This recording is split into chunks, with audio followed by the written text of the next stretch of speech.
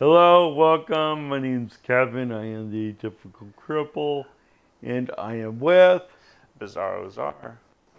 Okay, what are we doing today, dude? Well, we were kind of trying to figure that out, and we're going to try to do a shorter series of videos that can be released over a couple of days at least. Mm-hmm. And I guess the first one we're going to talk a little bit about your earlier life. Um, we spoke a little bit about your college experience.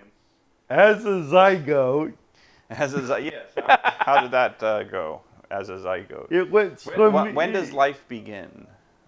Well, life begins at conception, and for me, it went swimmingly. Okay.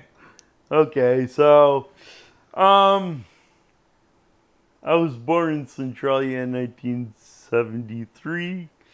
My parents were transplants to the area. My grandmother moved up to Lewis, to Centralia, and in the 1960s. My uncles and aunt were all there, and my dad fought in the Vietnam War, was a helicopter gunship pilot, flew for a year and a half in country. Huh. And when he came back, he was going to Centralia Community College and met my mother.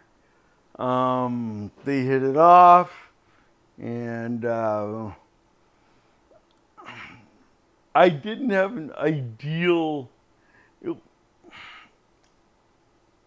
it was one of those things where it's like, some couples put the horse before the carriage. I was at the wedding in utero, so just saying that. A little bit of a shotgun wedding vibe, No, well, the thing is, I don't. or just a hey, we're having a kid, so we should probably tie the knot. Right, right. I think Dad was like, I'm gonna take responsibility. I'm gonna own up, and Dad was working in the logging industry, and um, I was little. I used to love playing in the dirt, doing normal things, even though I had experienced doctors a little more than what I saw other kids. Hmm. I didn't really think anything of it. And I remember going to a special school and I had a fit. I was, my mother tried to convince me I was disabled. And I was trying to convince her I can get over this. So that pretty much sets up the rest of our relationship. So I remember just pitching a fit, mostly fine. I will put you into regular into a Christian preschool. And Was your family religious or? well, it took me a while to piece this together, but my mother, who grew up religious, um, decided to tell my father, hey, have you ever tried going to church? And they ended up going to a Lutheran Missouri Sunday church in Centralia.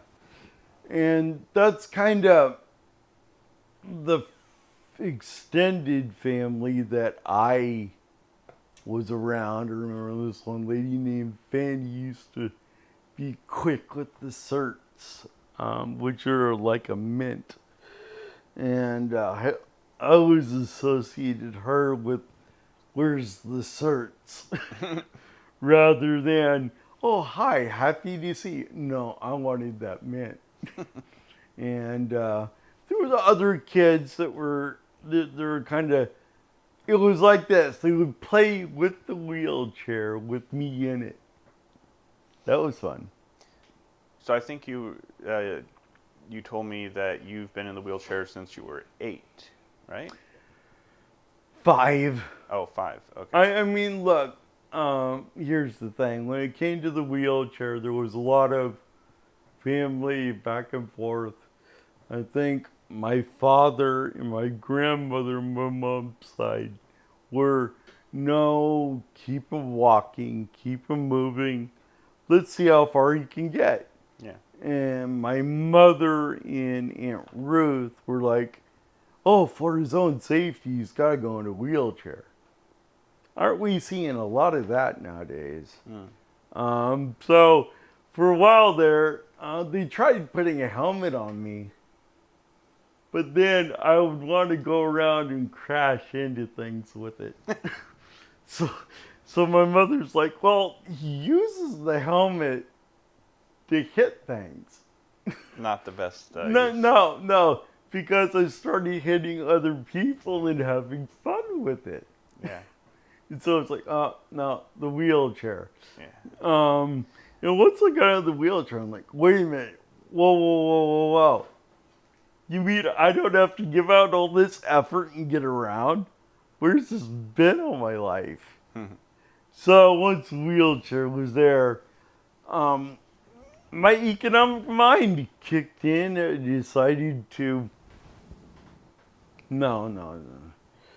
I decided to just sit in the wheelchair. Of course, at my age, people did try to say, hey, you gotta get out of this thing more. But I was focused on the immediate gains of it rather than the long-term benefit. You couldn't sell me on it because...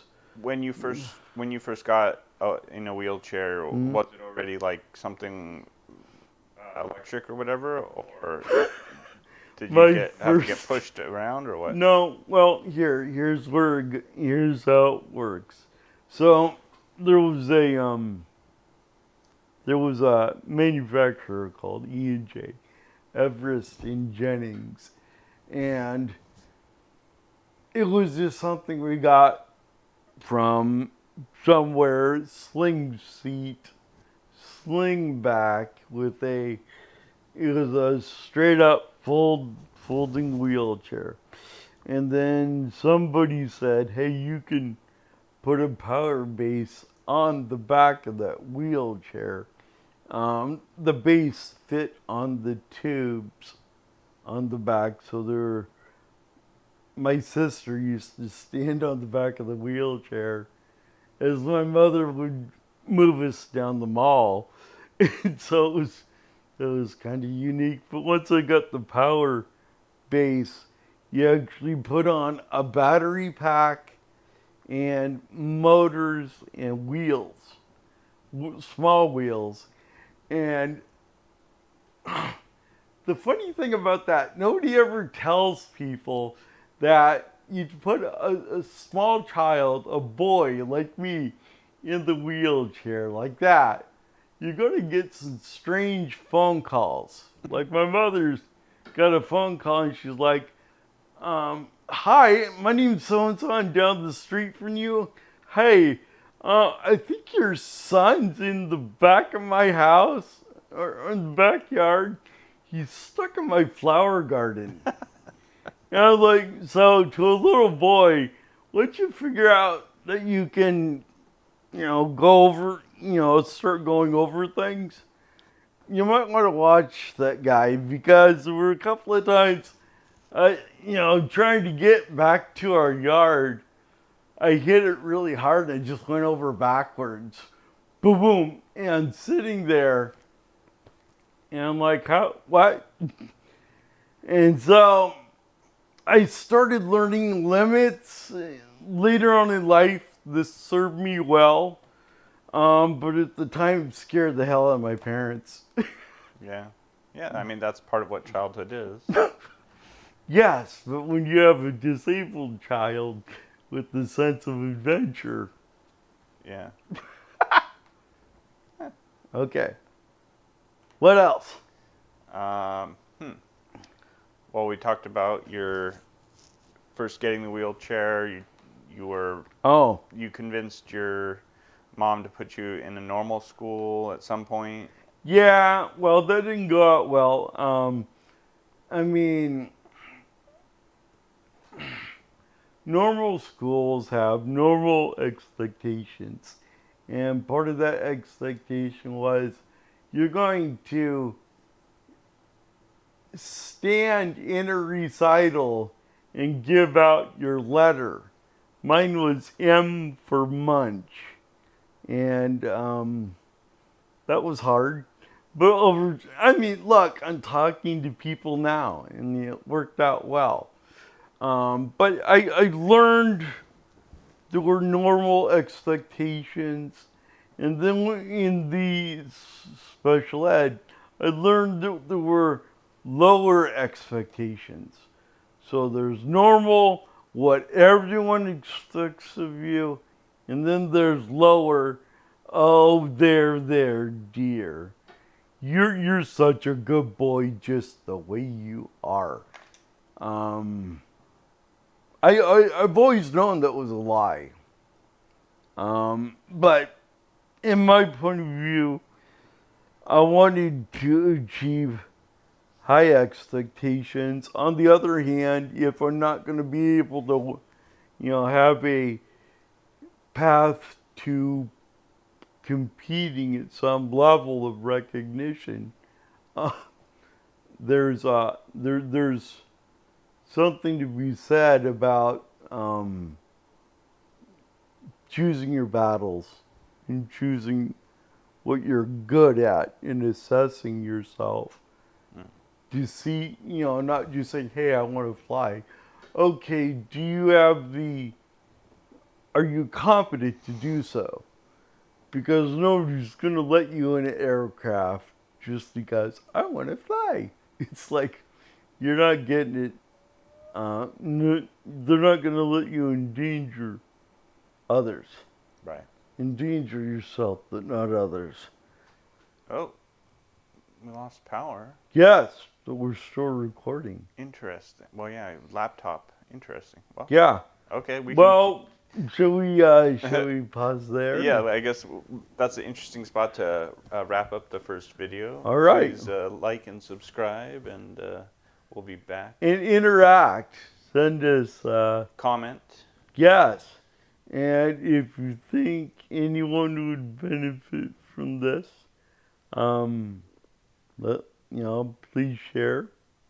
All right. Thank you very much. This has been the Atypical Cripple and Bizarro Czar. See you on the next bounce. Right. Up right there.